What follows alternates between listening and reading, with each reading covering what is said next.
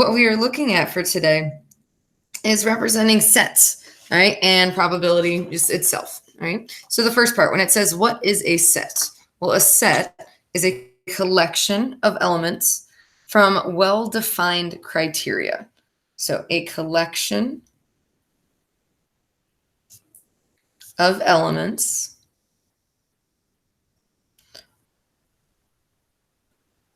from well-defined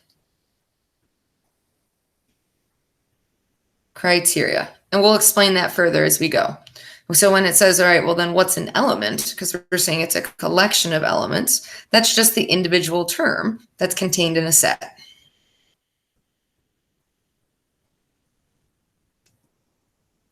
Or an individual item contained in a set. So let's do this example to kind of show what we're talking about. It says set W is defined as the collection of all integers that are greater than 0, less than 10. So integers, those are just nice whole numbers, all right? So when it says write out set W in roster form, we're going to write it using just our little curly brackets here. So the set, when it says its elements in a well-defined criteria. So we're defining that they have to be integers. They have to be greater than 0, less than 10. So it's very specific. So that means we're talking about the numbers 1, 2, 3, 4, 5, 6, 7, 8, and 9. And then close it on up. Right? So what would be an element then? An element would be like each individual number. So like 1 is an element of the set, or 2 is an element of the set. There you go. When it says show W in a Venn diagram, all right, Venn diagrams, you guys, is when you have the big box and then you have the circles within it. You don't necessarily have to have the box itself, but the set is usually represented by a circle. And then we put like the label on the outside for W. And then all the numbers would just be inside. So you can list the numbers 1 through 9 within kind of the bubble there. That's a set C that is a subset of W, and then list the elements in C. All right. We could pick anything, but you have to make the criteria very specific. So if I say set C, I could say, you know, the odd numbers from 0 to 10. I could say even numbers. I could say numbers greater than 0 but less than 4. Those are all examples here. All right. So maybe I'll go with that last one. You know, integers that are greater than 0 but less than 4. There's a very specific set that when I list it out would be a subset, because it would just be the numbers 1, 2, and 3, a subset of set W. What is the intersection of W and C? Well, that's asking where they overlap. So the intersection looks like that, with the notation, like an upside down U in between. And the numbers that they overlap would literally be the subset itself. That's what they have in common. So it would be the numbers 1, 2, and 3. So when it says explain why the answer would be the same regardless of the subset you had picked. Well, where would this set overlap with this one? It has to be everything within here. So even if we had said all the even numbers between 0 and 10, or 0 and less than 10, sorry, greater than 0, less than 10, where this set would overlap with this one, since all these values are inside of that, it would always come back to be whatever this set is that you picked. There you go. The next one, the empty set. Literally draw your cute little curly bracket and put nothing inside. That is called the empty set. So I'm going to write it as there are no elements in the set. The other way you can say it is a 0 with a slash through it, or you could simply say no solution, which we actually have said a lot throughout the year. And so it says draw a tree diagram that represents all outcomes in the sample space of rolling 2 4-sided dice. All right, so 4-sided dice, those would be little triangular pyramids, if you can think geometry style. That's how you'd have 4 sides there. So the idea, all right, is when you roll the first time, there's 4 things that could happen. You could land on a 1, a 2, a 3, or a 4. At least that's what I'm assuming that the sides would be. All right, so that's your first roll. All right, then you're going to roll again. You could have the same things happen again. All right, or I shouldn't say roll again. This would be the first die. And then the second part would be the second die. So you could land on 1, 2, 3, or 4. This could land on 1, 2, 3, or 4. Same game. And same thing here. So this would be the second die. All right. So it says, how many outcomes are there? The number of outcomes is always the same as the number of branches that it has. So you got 4, 8, 12, 16. So 16 combinations that can happen here. When it says, what's the probability that you do not get 2 of the same number? There's a couple ways you could do it. You could actually go through and say, like, okay, that includes a 1 and then a 2, a 1 and then a 3, a 1 and then a 4, 2 and then 1, and so on. Or you could look at this as, what's the probability that you do get the same number? Well, same number would be like a 1 and a 1, 2 and a 2, 3 and a 3, 4 and a 4. That would be 4 out of 16. So then the probability that they're not the same would just be the complement of that. So 1 minus 4/16 would leave us with 12/16, or you can reduce it down to 3/4. So there's a 3 out of 4 chance that you're not going to get the same number twice. What is the most likely sum of the dice? So let's write the sums underneath. So if you get a 1 and a 1, that would be a sum of 2. 1 and 2 would be a 3. 1 and 3 would be a sum of 4. Let me keep going. This would be 3, 4, 5, and 6. This would be 4, 5, 6, and 7. This would be 5, 6, 7, and 8. So you can see that we get sums anywhere from 2 to 8, but they're saying which one is the most likely. So which number do you see the most? Well, if you look, you can get a 5, whether you rolled a 1 first, a 2 first, a 3 first, or a 4 first. That's the only situation that happens in all 4 cases. So the most likely sum would be a sum of 5. And then what's the probability of that? Well, it happened in 4 out of the 16 cases. So we could say that that probability is 1/4.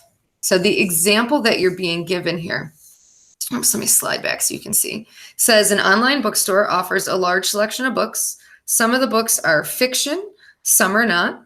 Some of the books are available as ebooks, and some are not.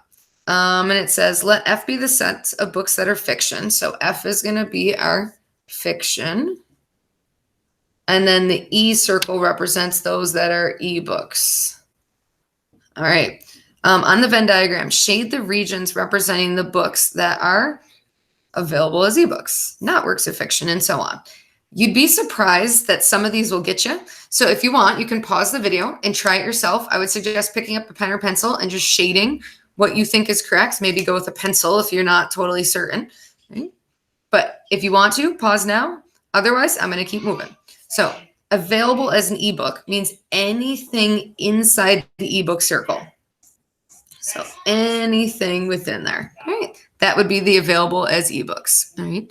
And now what's this greater set? The greater set is like everything like available in the store. Okay. So that's what like the big box would represent here.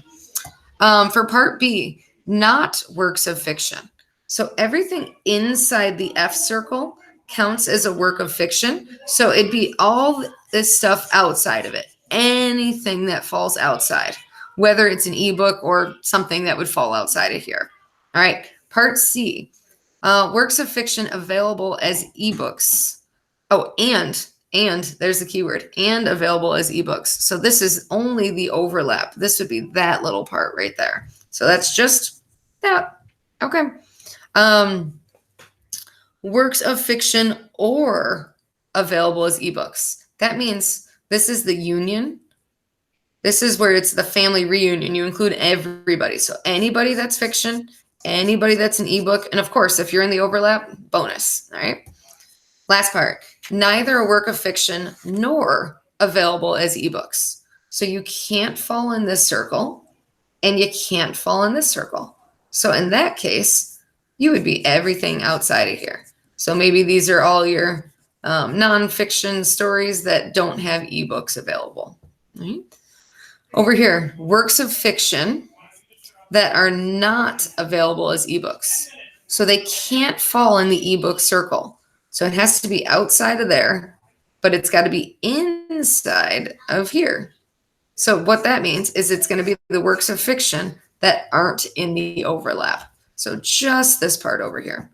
It says, consider the set of all integers 1 to 10 to be our sample space, S. Let A be the set of all integers that are odd. So S is going to be all the odd numbers. All right. And let B be the set of integers that are multiples of 5. All right. Fill in the circles in the Venn diagram with the elements from S. So now the idea is you don't want to list them more than once. So you have to figure out, like, where should 1 go? Where should 2 go? Where should 3 go? So if you need to, make a little list off to the side. So the odds, 1, 3, 5, 7, 9. Multiples of 10 would just be 5 and 10 in this case. All right. And so, I said S. Let A, you never saw that. Let A be the odd ones. B are the multiples here. So if the only value that appears twice is 5. So that has an overlap in the center. So the 5 would go here, right? The 10 that goes in set B definitely is not in set A. So 10 would just be all by itself over here. The rest of these guys, 1, 3, 7, and 9 would be over in set A. And then everything else that we haven't mentioned yet. So we already did 1, we did 3, we did 5, we did 7, we did 9, and 10. So 2, 4, 6, and 8 would be floating around on the outside. So 2, 4, 6, and 8. There you go. Right? So they all belong somewhere. It's just whether or not they belong within those specific circles, you have to think. So when it says, when a fish is selected at random from a tank, the probability it has a green tail is 0.64. The probability it has red fins is 0.25. The probability it has both a green tail and red fins is 0.19. Mm-hmm. So you can do a couple things with this. There's multiple ways to show this. One way is with a Venn diagram. Another way is with what's called a two-way table. So we're going to show both of those. So the first one, a Venn diagram, means draw the big universal set here, right? So this is essentially like all the fish in the tank. You don't really have to label that. I just want to make sure you understand that. All right. And then we've got circles for green tail and red fins. So I'm going to use G for the green tail. And the probability of G is 0.64. And I'm going to use R for the red fins. And I'm going to do the probability of R equals 0.25. So then when we say both, that is the probability of our intersection G is 0.19, which what that means, this is the part that goes in the middle. Right? So 0.19 would go dead center. Now here's the part that sometimes people get a little thrown by. You can't just take this 0.64 now and put it over here. The idea is that that whole circle has to represent 0.64.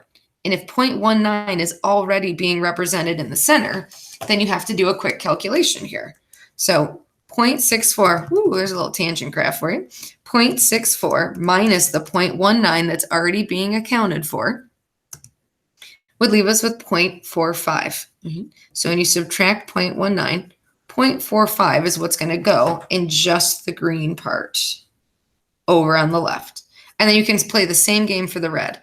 It's supposed to be a total, I'll even use my red pen here, a total here of 0.25. So you got to subtract out the 0.19, which would leave us with 0.06. So 0.06 would go over here.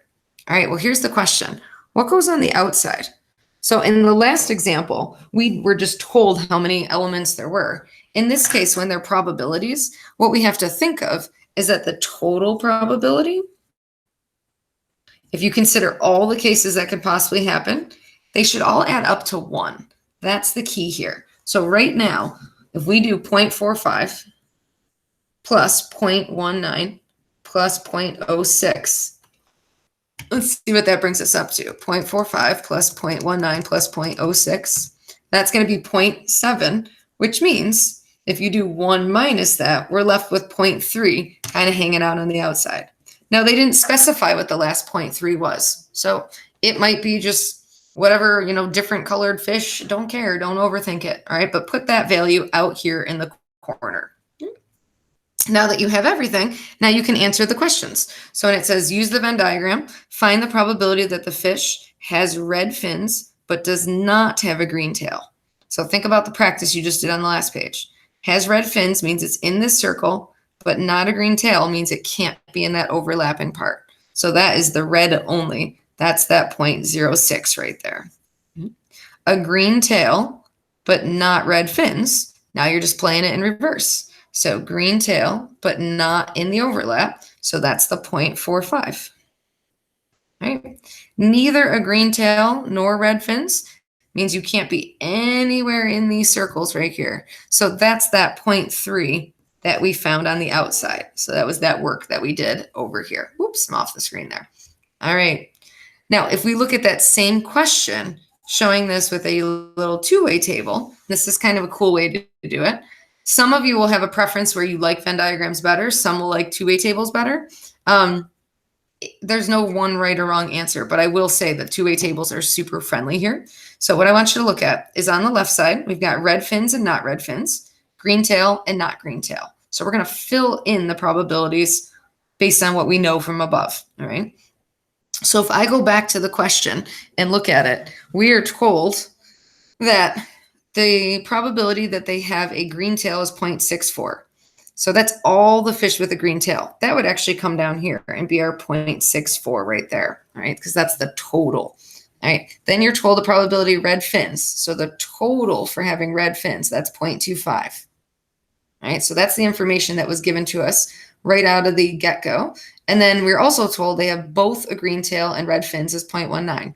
So red fins and a green tail, 0.19. So these three pieces of information were given to us in the chart. Now I'm going to show you how we would get all the other pieces based on that. All right. So if I have 0.19 here and a total of 0.25, you have to figure out, okay, well, what would be the missing piece right here? So that's just simply 0.25 minus 0.19. And that, oops, typed that in wrong, minus 0.19. There's 0.06.